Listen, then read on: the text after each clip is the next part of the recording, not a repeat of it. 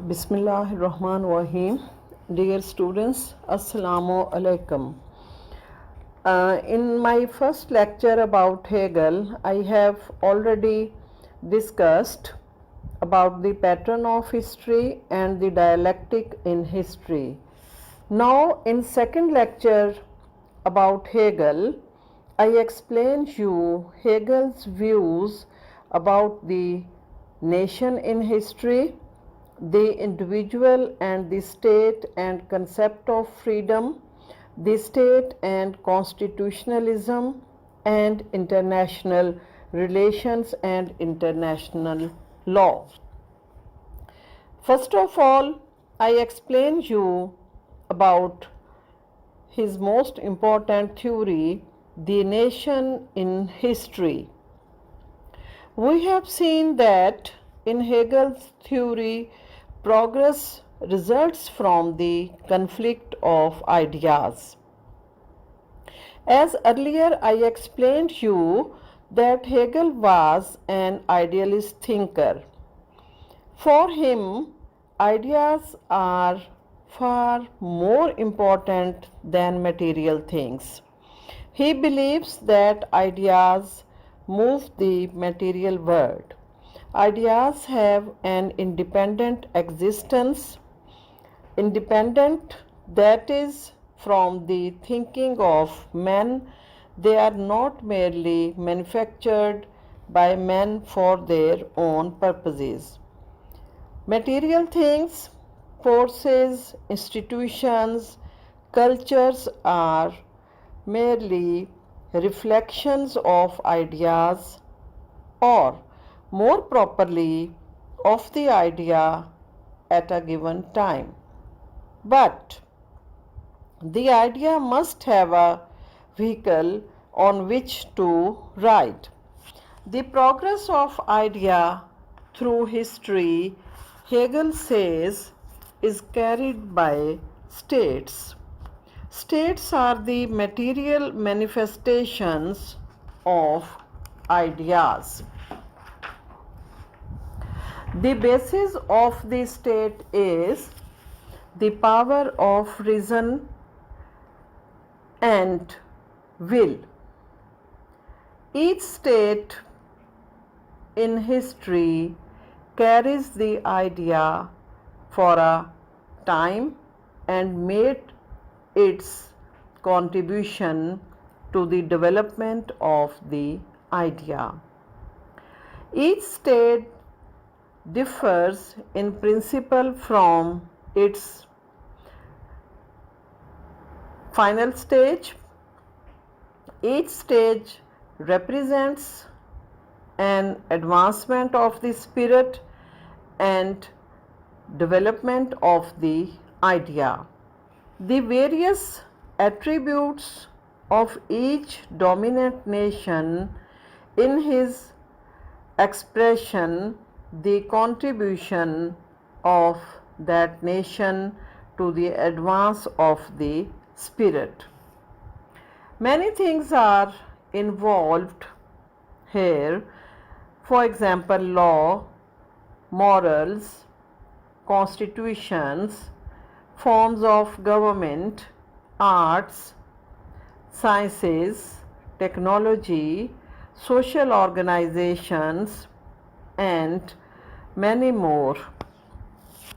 All these too must be understood according to the special principle of the people of the nation.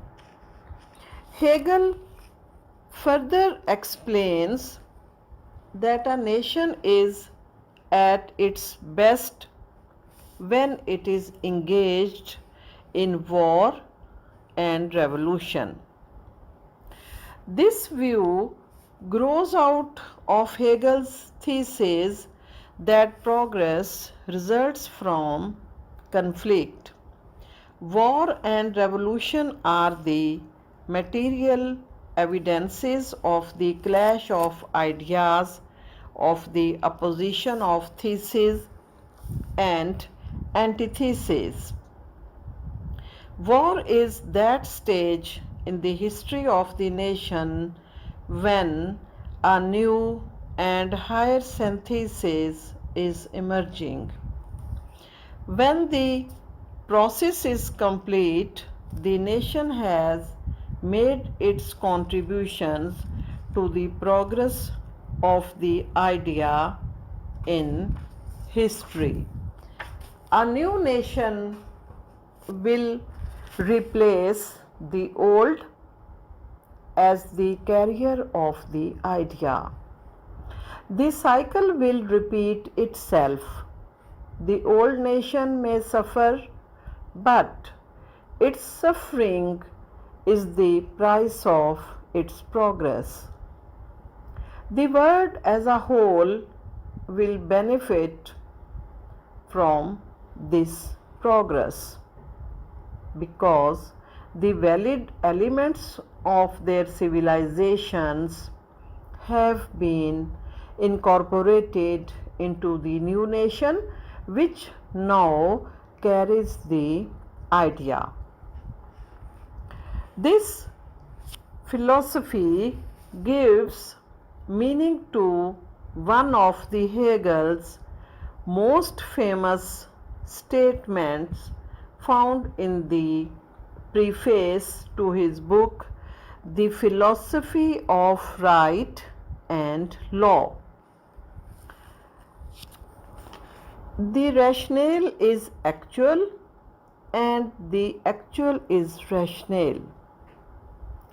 In short, Hegel justifies on the same ground both change and that which exists, and that which exists is rational because it contains elements of the idea that have developed through the dialectical process in history. After a detailed discussion, we can find out that Hegel wanted the wisdom of the past to be a part of future German development.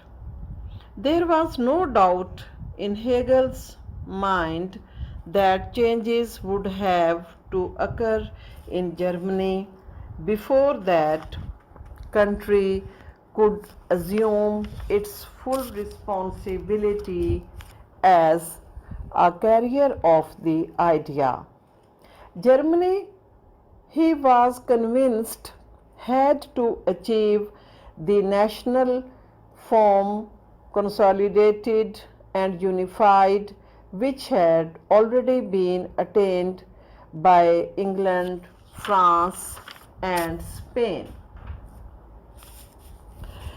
Now we examine next most important views of Hegel about the individual and the state and the concept of freedom. Hegel highlighted that individual and his relationship with the state always remained a central in the state-individual relations. Not only in Hegel's views, but all thinkers emphasize individual and state relationship because in every period of history, this relationship remained a most important relationship. Individual lives under the subordination of the state. Hegel explains that the end of this purpose of man is the realization of freedom. A study of history reveals that a plan to achieve this end exists and that it is advanced through the operation of the dialectic. When they subordinate themselves to the state and its institutions, then they are free. This is Hegel's definition of freedom. Hegel's concept of freedom leads to the justification of state absolutism. His emphasis is that individual can enjoy the maximum pleasure and freedom within the orbit of state. The state is embodiment of reason and therefore of freedom. He always gives preference to state over individual. Hegel further explains the state is necessary to the march of the world of spirit and is a means to that end. So, the individual is a means to the end of the state which serves that purpose. The state was the highest embodiment of freedom. Hegel's conception of freedom was based upon the old Greek notion of an individual finding his true personality and his freedom in the state. Hegel greatly influenced by the thought of different other English idealist thinkers. Next important theory of Hegel is about the state and constitutionalism. The requirement of the state, Hegel proceeds to a consideration of the features of a suitable constitutional monarchy. Hegel says that the constitution of every state was the result of historical evolution. According to him, governmental institutions always play their significant role in any state. He strongly supported constitutional monarchy as a best form of government. In general, England provides the model for Hegel's constitutional system. The monarch of a constitutional monarchy, he says, should be primarily a symbol rather than a possessor of power. He is representative of sovereignty, which is found in the organic whole of the people, but which for practical reasons cannot be exercised by them. The monarch's power should not be arbitrary. The well-ordered state is based upon the law and the law is supreme. He also opposed the theory of separation of powers on the basis that state was a moral organism functioning as a whole. Each organ is not opposed to the other, but each of them work as a part of the whole. Hegel also highlighted significance of public opinion in a state system. He said there can be no public opinion without some freedom of expression. Hegel considers the problems growing out of freedom of speech and press. The essential basis of popular opinion may contain elements of validity. So, Hegel gave importance of public opinion in state system. Next most important views of Hegel's are about the importance of international relations and international law. Hegel rejects the proposition that relationships among states can be based upon a system of international law. Hegel does not oppose good relation of states, cooperation among states, but he says that states always prefer their national interest in this regard.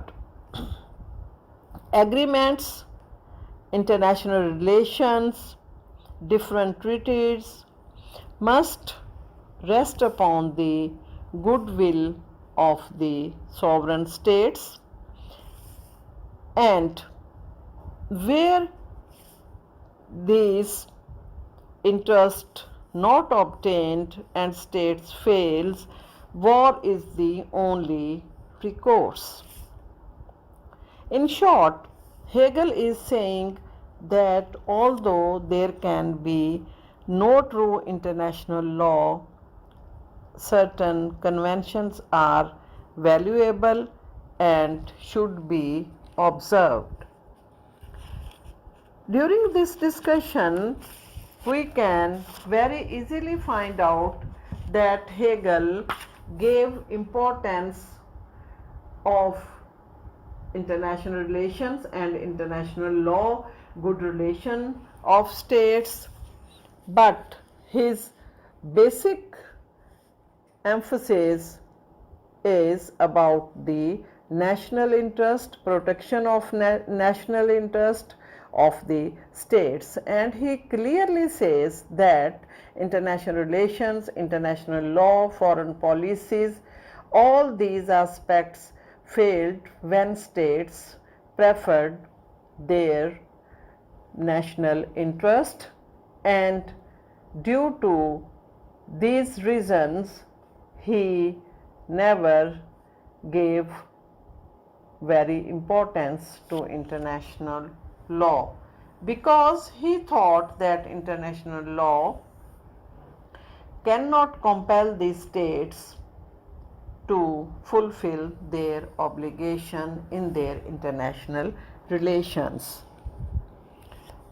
After examining different theories of Hegel, now we conclude this topic.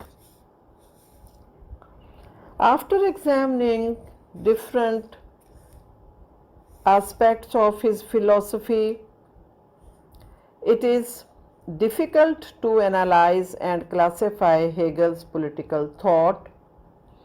Basic purpose of Hegel's philosophy was for the unification and glorification of German nation. His influence on later political philosophy can be traced through the fascism, Nazism, and communism.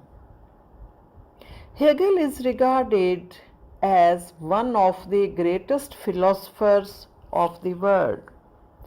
George Sabine described his philosophy an attempt as a complete reconstruction of modern thought. He made three major contributions to the history of political thought. Number one, the famous dialectic methods. Number two, the theory of national state. Number three, the conception of progress. All these three aspects remained dominant in his philosophy and also regarded his major contributions. After his death, his influence increased, particularly in Germany and other countries of the world. Italy's political thought was also influenced by Hegelianism. In England, its influence was on the Oxford Idealist School was established under the leadership of T.H. Green. In England, Hegel inspired the late 19th century's idealism, while in the US, his disciples dominating most university departments of philosophy. Karl Marx also took his philosophy very seriously, particularly Hegel's dialectical method. Finally, we must consider Hegel's ideas related to the freedom and national development of Germany. In Germany, Hegel's influence effectively prevailed and remained unexcelled till today. So that is the end of our present discussion.